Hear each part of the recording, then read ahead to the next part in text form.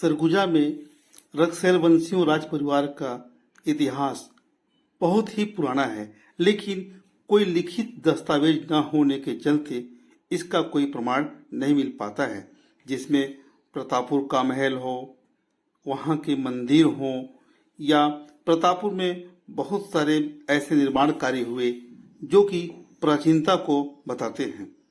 उसी तरह से फिर हम देखते हैं अंबिकापुर का रघुनाथ पैलेस, यह भी बहुत ही प्राचीन है। इस रघुनाथ पैलेस को भी रघुनाथ शरण सिंह के समय अच्छी तरह से बनवाया गया। हो सकता है इससे पहले का यह महल हो, जहां से एक सुरंग निकलता है और यह सुरंग गिरिदुर्ग के रूप में जो श्रीगढ़ की पहाड़ी के ऊपर बना हुआ है महल, किला का अवशेष आज भी देखने को मिलता है। वहां तक एक अंदर ही अंदर रास्ता जाता है। इस तरह हम देखते हैं कि यहाँ का जो इतिहास है, प्राचीनता है, बहुत ही कहना चाहिए ऐतिहासिक है, लेकिन प्रमाण की वजह से पीछे रह जा रहा है। उसी तरह हम देखते हैं कि इधर चाहे धर्मजयगढ़ हो, धौरपुर हो, इन सभी जगहों में भी इतिहास काफी प्राचीन रहा है। धौरपुर में भी 1886 में वहां का महल बनाया गया था। तो आज हम इस कड़ी में सरगुजा अंचल के इतिहास के बारे में गहराई से जानेंगे और यह पता करेंगे कि कौन राजा कब तक यहाँ राज किए। प्राय देखने को मिलता है कि सरगुजा का कोई बहुत ही पुराना इतिहास लिखित दस्तावेजों में देखने को नहीं मिलता है। बस लोगों की बातों में, किंवदंतियों में यहाँ का इतिहास जानने को मिलता है। आज हम सरगुजा के प्राचीन इतिहास के बारे में जानने के लिए अभी बैठे हैं लाल विंध्येश्वरी शरण सिंह देव जी के 5वीं पीढ़ी के संतान श्री सुमेश्वर प्रताप सिंह देव जी के साथ। नमस्कार। नमस्ते। नमस्ते। आप सरगुजा राज परिवार से जुड़े हुए हैं और विंध्येश्वरी शरण सिंह देव जी आपके 5वीं पीढ़ी के मतलब पूर्वज थे।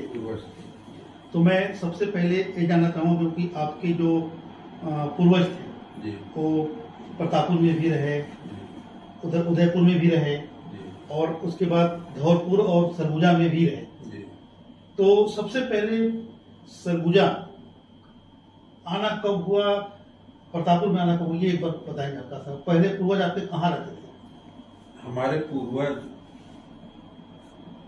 पलामू से सरगुजा आए और सरगुजा में आके अंबिकापुर में अपना राजधानी बनाया। और महाराज अमर सिंह से मैं बता सकता हूँ, उसके पहले तो काफी पहले की बात हो जाएगी, कोई जानकारी नहीं है। जी, अमर सिंह मतलब कहना चाहिए कि 6वीं पीढ़ी। जी, 6वीं पीढ़ी से। जी, महाराज अमर सिंह के 2 पुत्र हुए। बड़े पुत्र हुए महाराज इंद्रजीत सिंह जुदेव और छोटे पुत्र हुए लाल विंध्येश्वरी सिंह।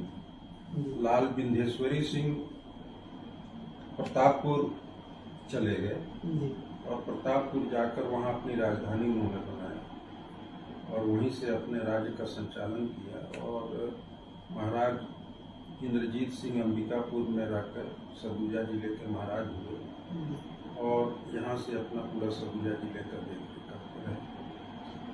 तो ये प्रतापपुर में लगभग किस ईस्वी के आसपास गए होंगे? एक आंकड़ा। ये 18वीं सदी में। 18वीं सदी प्रतापपुर में गए। जी। क्योंकि हमारे जो ग्रेट ग्रैंडफादर हैं वो 1886 में धौरपुर स्टैब्लिश हुए। विंध्येश्वरी शरण सिंह के बड़े पुत्र हुए राजा धर्मजीत सिंह, जो कि धर्मजयगढ़ तात्कालिक नाम उदयपुर, वहां के राजा बन के गए।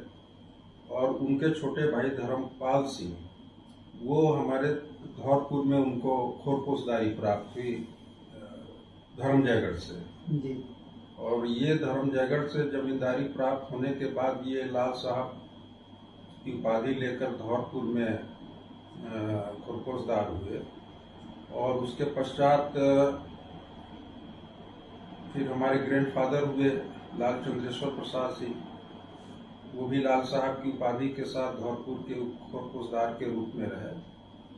और उधर धर्मजीत सिंह जो प्रतापपुर से गए थे उदयपुर धर्मजयगढ़, उनके पुत्र हुए चंद्रशेखर प्रसाद सिंह, जो नावल्द हो गए। तब उन्होंने महाराज सरगुजा अपने तीसरे रानी के पुत्र, जो उस समय उनका नाम था फिर भुवनेश्वर शरण सिंह, जो बाद में चंद्रचूड़ सिंह के नाम पे राजा चंद्रशेखर प्रसाद सिंह ने उनको अडॉप्ट किया। जी, गोद ले लिया। गोद ले लिया जी। जी। और इधर हम लोग का धौरपुर में एस्टेब्लिशमेंट हो गया। और धर्मपाल सिंह के बाद फिर हमारे ग्रैंडफादर हुए लाल चंद्रेश्वर प्रसाद सिंह। उनकी मृत्यु 1938 में एक मोटर दुर्घटना से हुई। और उनकी मृत्यु के पश्चात फिर महाराज रामानुशरण सिंह ने हमारे पिता को पूर्ण खोरपोशदारी के पद से नवाजते हुए लाल बहादुर की खिताब दिया। जी। और तब से फिर हमारे पिताजी लाल बहादुर के खिताब को लेकर फिर धौरपुर का फुल फ्लैश जमींदारी के रूप में स्टेब्लिश हुए। और उनका कार्यकाल बहुत कम समय का था। 1950 में तो फिर स्टेट मर्जर हो गए और ये सब समाप्त हो गया। तो आप लोग धौरपुर में कब आए थे? 1886 में। जी। 1886 में हमारे ग्रेट ग्रैंडफादर धौरपुर आए थे, जो राजा विंध्येश्वरी सिंह के छोटे पुत्र थे। जी। बीच में मैं एक बार और आपको टोकूंगा। जैसे प्रतापपुर में आप बता रहे कि विंध्येश्वरी शरण सिंह जी वहाँ पे राजा बनते गए, राजधानी बनाए। जी। और अभी आधुनिक की कुछ किताबों में पढ़ने को मिलता है, कुछ लेखकों के द्वारा, कि राजा विंध्येश्वरी शरण सिंह ने प्रतापपुर को सुंदर नगर, तालाब और वहाँ पे मंदिर और महल बनवाया था। जी। ये मिलता है पढ़ने को। लेकिन वहाँ के ग्रामीण जो आज बुजुर्ग हो चुके हैं, वो कहते हैं कि हम जब बचपन में छोटे थे तो महल का अवशेष दिखाई देता था और उस महल के अवशेष पे हम चढ़ के खेलते थे। तो गद्दी के जस्ट पीछे 12वीं सदी लिखा हुआ था। तो ये कैसे संबंध हो रहा है कि 12वीं सदी और 18वीं सदी में विंध्येश्वरी शरण सिंह वहाँ गए? नहीं, वहाँ पहले तो राजधानी तो नहीं था, लेकिन पहले के जो राजा थे उनका तो महल था ही वहाँ। पहले कौन राजा थे वहाँ? अब हमारे रक्सेलों के आने के पहले तो ये यहाँ कोडवाना राज्य रहा होगा या और किसी का राज्य था। लेकिन इनके आने के बाद वो महल तो पहले से बना था। लेकिन जो प्रतापपुर का जो डेवलपमेंट हुआ, जी जी, उस पर विंध्येश्वरी सिंह जी का पूरा हाथ था। मतलब वहाँ पर तालाबों का निर्माण, मंदिरों का निर्माण, जो पहले वहाँ का जो महल था उसको और आगे डेवलप कराने का बड़ा स्वरूप देने में वो विंध्येश्वरी सिंह ने कराया। मतलब एक स्ट्रक्चर पहले से रहा। हाँ, स्ट्रक्चर पहले से था, बाद में उसको बड़ा किया उन्होंने। हालांकि ये तो उस समय तो ट्राइबल्स का एरिया था ही। अब जब ये पलामू से आए तो उस समय भी यहाँ एक वार हुआ होगा। जी। तो जिनके साथ उन्होंने युद्ध किया वो तो यहाँ के राजा या जमींदार रहे ही होंगे। जी, बिल्कुल रहे होंगे। हाँ, तो वो फिर अपना राज्य स्थापित किए पलामू से आके यहाँ। अच्छा, तभी अभी मैं देखता हूँ प्रतापपुर में कि वहाँ जो महल रहा, एक आध दीवार अवशेष भी दिखाई देता है जी। या वहाँ पे जो 11 मंदिर हैं जी, या बगल में शिवपुर गांव है जो जी जी जी, गढ़ी घुटरा वहाँ पे बगल में है जी। गढ़ी घुटरा में महल के अवशेष की ईंट आज भी दिखाई देते हैं जी। इस सभी जगह की ईंट एक ही नमूना के बने हुए हैं, तो निश्चित तौर पे एक ही साथ निर्माण कराया गया होगा इसको। ये विंध्येश्वरी सिंह के जमाने का निर्माण है।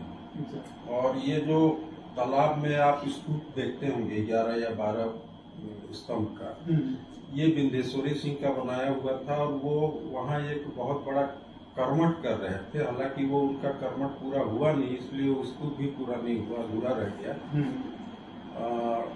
लेकिन ये सारा डेवलपमेंट उनके हाथों से किया गया। मतलब पूरा उसका डेवलप कराने का काम किया। जी जी। अब आगे मैं इधर आता हूँ। जैसे आप बताया कि अमर सिंह के दो पुत्र हुए, इंद्रजीत सिंह और बिंदेश्वरी सिंह। बिंदेश्वरी सिंह। तो इंद्रजीत सिंह के आगे बताएंगे क्या उसमें? इंद्रजीत सिंह महाराज सरगुजा थे, उनके पुत्र हुए राजा महाराजा रघुनाथ शरण सिंह। महाराजा रघुनाथ शरण सिंह के पुत्र हुए महाराजा रामानुज शरण सिंह। महाराजा रामानुज शरण सिंह के पुत्र हुए महाराजा अंबिकेश्वर शरण सिंह। अंबिकेश्वर शरण सिंह के पुत्र हुए महाराजा मंडलेश्वर शरण सिंह। और उनके पुत्र अभी वर्तमान में त्रिभुवनेश्वर शरण सिंह महाराज साहब हैं, वो अभी हैं, जो अभी हमारे यहाँ छत्तीसगढ़ शासन में कैबिनेट मिनिस्टर के पद पर हैं और उनकी अच्छी पॉपुलरिटी है। जी। तो इस तरह से मतलब अपने कहना चाहिए सरगुजा में जो राज परिवार का एक मतलब कहानी रहा। अब मैं आता हूँ आपके धौलपुर की तरफ फिर आ रहा हूँ। सबसे प्राचीन कहना चाहिए महल के रूप में धौलपुर में दिखाई देता है, जो आपका महल है जी। तो उसके बारे में बताएंगे कि कब बना, कौन बनवाया, कैसे, क्या क्या चीज उसमें प्रयोग किया गया था? ये 1846 में हमारे ग्रेट फादर को ये फौजदारी के रूप में धौलपुर या बिंजपुर तप्पा के है, उस समय तप्पा के नाम से जाना जाता था और एक रीजन को तप्पा के रूप में बोल के उसका नाम उस समय बिंजपुर रखा गया। बिंजपुर था। वहाँ का निर्माण प्रारंभ किया हमारे ग्रेट फादर धर्मपाल सिंह ने 1886 में आने के बाद। फिर महल का नींव उन्होंने रखा, फिर उसको आगे बढ़ाया हमारे ग्रेट फादर ने, चंद्रेश्वर प्रसाद सिंह हमारे ग्रैंड फादर थे, उन्होंने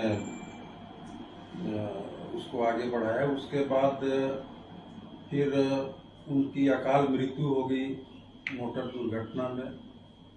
फिर जो अधूरा निर्माण था उसको फिर हमारे पिताजी ने पूरा किया और ये महल जो है 3 चरणों में बना। जी। और 3 चरणों में ये महल का काम पूरा हुआ। और धौलपुर में एक मंदिर भी हमारे ग्रैंडफादर ने बनवाया, वो आज भी काफी है मेंटेन। कब बनवाया गया इस मंदिर को? जी। मंदिर कितना पुराना मैंने होगा, कब बनवाया गया? मंदिर बना है 1915-20 के आसपास। किस चीज का मंदिर है ये? भगवान राम है, शंकर जी का भी है, हनुमान जी हैं, 3 गर्भगृह है। 3 गर्भगृह में एक में भगवान राम है, लक्ष्मण है, गोपाल जी हैं, एक में शंकर जी हैं और बीच में हनुमान जी हैं। और एक मंदिर हमारे ग्रैंडफादर ने बनवाया बुंदू में, जो हमारे कुल देवी हैं माँ समलेश्वरी, उनका एक मंदिर है। हमारे 2 मंदिर हैं। तो आपका धौलपुर पैलेस जो है जी कहना चाहिए अंतिम रूप में कब बन के निर्माण में 34 सही हो गया है? 1934 में महल हमारा बन के पूर्ण हुआ और हमारे फादर उस काम को पूरा किए और फिर हम लोग भी आज उसी महल में रह रहे हैं। जितना संभव है उतना मेंटेन भी करना है। जी जी। इधर प्राचीन महलों में हमको देखने को मिलता है अंबिकापुर का रघुनाथ पैलेस। जी। तो इस रघुनाथ पैलेस के बारे में कुछ जानकारियां बताएंगे मुझको? कौन बनवाए थे, कब बना हुआ ये? रघुनाथ पैलेस के विषय में तो मेरे को कोई खास जानकारी है नहीं। जी जी। और हाँ, ये है कि काफी बड़ा पैलेस है और अब तो महाराज साहब उसमें रहते भी नहीं है, जी। बंद पड़ा रहता है। और ये महाराज रघुनाथ सिंह के पहले से वो भवन पैलेस वहाँ था। उसको समय समय पर स्वरूप उसका बदलता रहा, बड़ा भी करते गए। 1953 में उसमें आग भी लग गई थी, जी जी। जिसका पूर्व तरफ का हिस्सा काफी जल गया था। उस समय के बाद से फिर उसमें रहते भी नहीं थे। महाराज रामानुज सिंह के स्टेट मर्जर के बाद चले गए बनारस, वहाँ रहने लगे। जी उनके पुत्र महाराज अंबिकेश्वर शरण सिंह एक लाल बंगला करके था, उस लाल बंगले में वो रहते रहे। जी और फिर उनके बाद फिर महाराज मदनेश्वर शरण सिंह तो फिर उसको भी छोड़ के अपने कोठी घर में रहने लगे। और आज भी कोठी घर अच्छा जी, है, जी। बढ़िया मेंटेन है, वर्तमान में भी काफी अच्छा है उसका। तो ऐसा बताया जाता है कि रघुनाथ पैलेस से लेकर के जी आपके श्रीगढ़ की पहाड़ी में जो महल दिखाई देता है, जी जी तो वो गिरिदुर्ग का एक रूप है, जी। वहां तक अंदर ही अंदर रास्ता भी बना हुआ था, ऐसा हाँ, कुछ है? सुनता तो हूँ कि वहाँ अंदर ही अंदर एक सुरंग था, लेकिन मैं कभी देखा नहीं हूँ। हाँ, नहीं, मैं तो अभी गया था तो जी। सुरंग का एक हिस्सा श्रीगढ़ में दिखाई देता है जी। और एक हिस्सा रघुनाथ पैलेस में भी दिखाई दे रहा है। बीच का क्या हिस्सा है वो नहीं दिखाई देता है, जी। लेकिन दोनों तरफ दिख रहा है। तो ये क्यों बनाया क्या रहा होगा, कारण क्या रहा होगा इसका? सुरक्षा के दृष्टि से, सुरक्षा के दृष्टि से। अब वो जो जिस किले की आप बात कर रहे हैं, जी, श्रीगढ़ पहाड़ी। श्रीगढ़ पहाड़ी, जी वो एक पहाड़ी के रूप में था, एक दुर्ग के रूप में था। जी वहाँ ज्यादा सुरक्षित आदमी रह सकता था और पैलेस में ज्यादा सुरक्षा तो मिल नहीं सकता था, इसलिए अंदर से सुरंग बनाया गया कि कोई ऐसा इमरजेंसी पीरियड तो है यहाँ से वहाँ आया जाता तो यहाँ से वहाँ भूमिगत होके आया जाएगा। जी। इस दृष्टि से बना रहा होगा। वो रघुनाथ शरण सिंह के भी काफी पहले का। पहले का है। वैसे हमारे जैसा कि जानकारी है कि यहाँ हमारा 118वीं पुस्त 19वीं पुस्त में है हम लोग। जी जी जी, इतने पहले सरगुजा में हम लोगों का आगमन हुआ था। मतलब हालांकि इसकी पूरी जानकारी, पूरी लिस्ट है मेरे पास, जी जी। लेकिन यहाँ नहीं है, धौरपुर में है। अच्छा, पूरी 118 पीढ़ी की हाँ, लिस्ट है आपके पास? महाराज साहब के पास है। जी जी जी जी। महाराज साहब के पास है, उसी की एक कॉपी मेरे पास भी है। हाँ, कहीं मिलता भी है कि जी। 194 में यहाँ पे आप रक्षावंशियों का प्रथम आगमन हुआ था, ऐसा मिलता भी है। जी। एक और अंबिकापुर में मिलता है, आज तो वहाँ कुछ भी नहीं है, लेकिन जराहगढ़ का नाम मिलता है। मैं नहीं गया।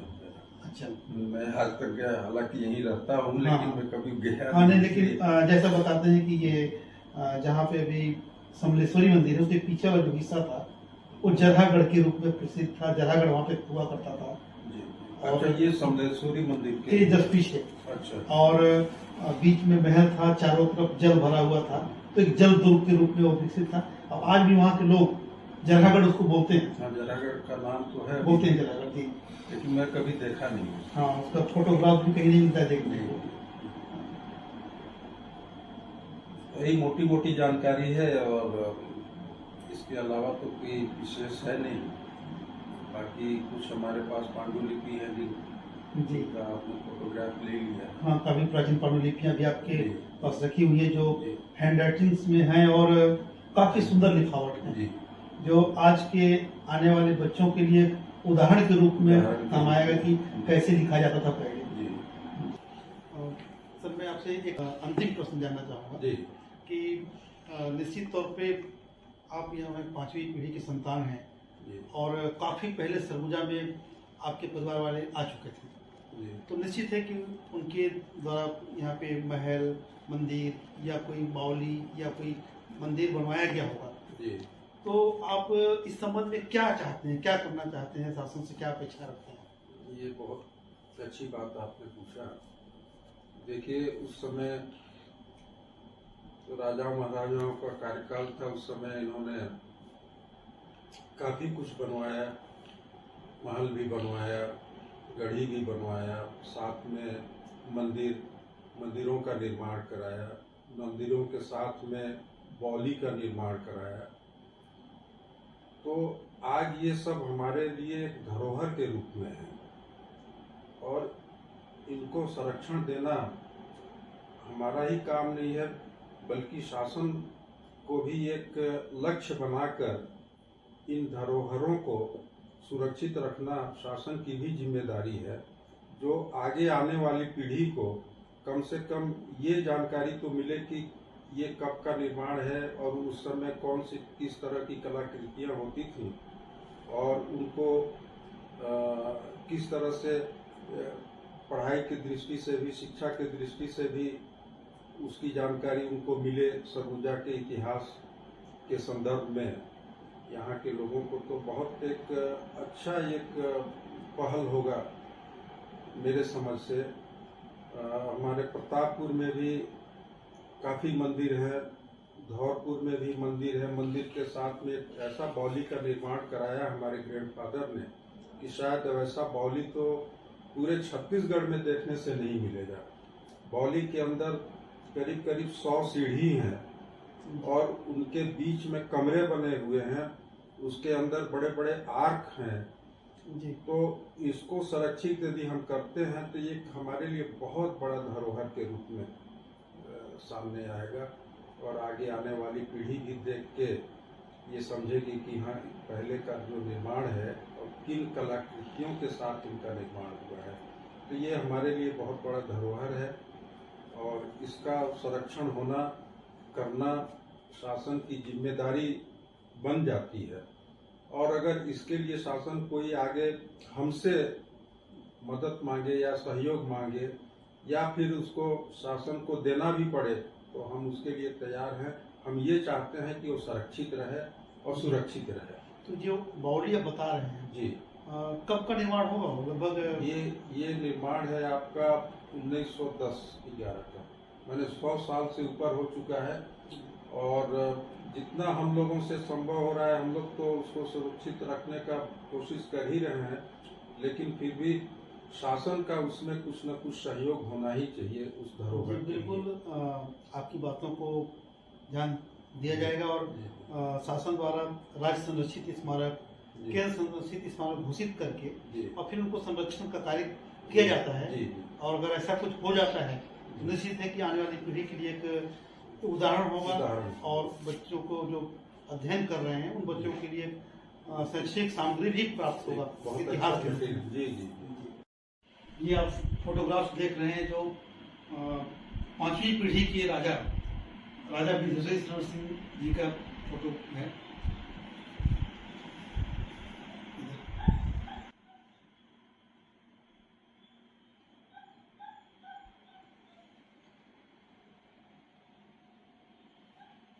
देखिए आप,